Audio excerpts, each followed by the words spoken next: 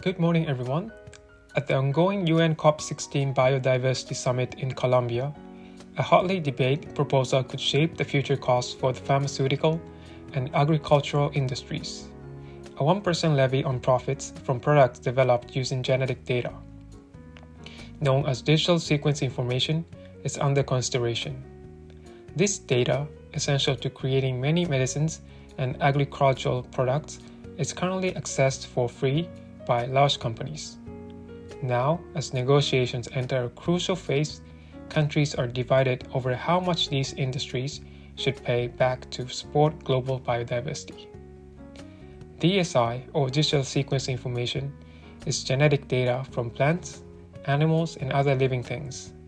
Scientists gather this data from around the world, placing it in open access databases funded by governments and universities. Pharmaceutical and agri-tech companies like AstraZeneca, GSK, and Bayer utilize this data for research and development.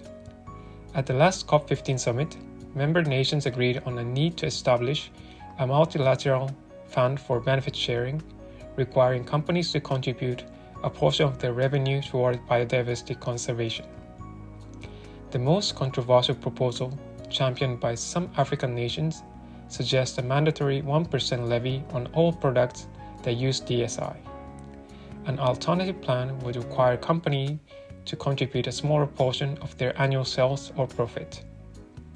The debate isn't just about the amount, but also about whether these contributions should be voluntary or mandatory, with developing nations advocating for mandatory payments and developed nations pushing for voluntary contributions.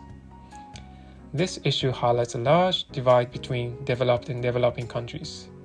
Wealthier countries, where most of the biotech and agri-tech companies are based, tend to support voluntary payments.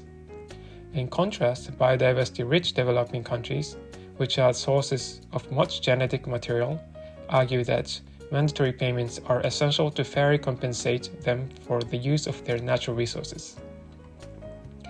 Companies worry that these new costs could lead to higher prices for consumers. Bayer, for example, argues that mandatory tax on DSI-based products would increase the prices of food and other goods, affecting buyers down the chain. Some companies like CropLife International argue that a patchwork of rules across different countries could stifle innovation, particularly in fields like health and food security. European firms are also concerned that they might be at a disadvantage compared to the US companies, as the United States has not ratified the biodiversity agreement and therefore might not impose similar rules. Environmentalists criticize the use of genetic data without any compensation, often calling it biopiracy. Many environmental organizations argue that industries profiting from nature should pay to help preserve it.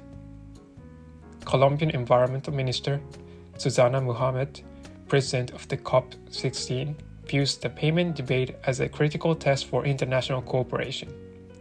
While acknowledging the influence of corporate lobbying, Muhammad believes a corporate presence at the summit is beneficial, as it brings businesses into discussions that could lead to positive policy changes. As the COP16 summit discussions continue, the outcome of the DSI levy debate will reveal much about the global community's commitment to biodiversity. A resolution could pave the way for a new era of industry accountability or reinforce existing divides.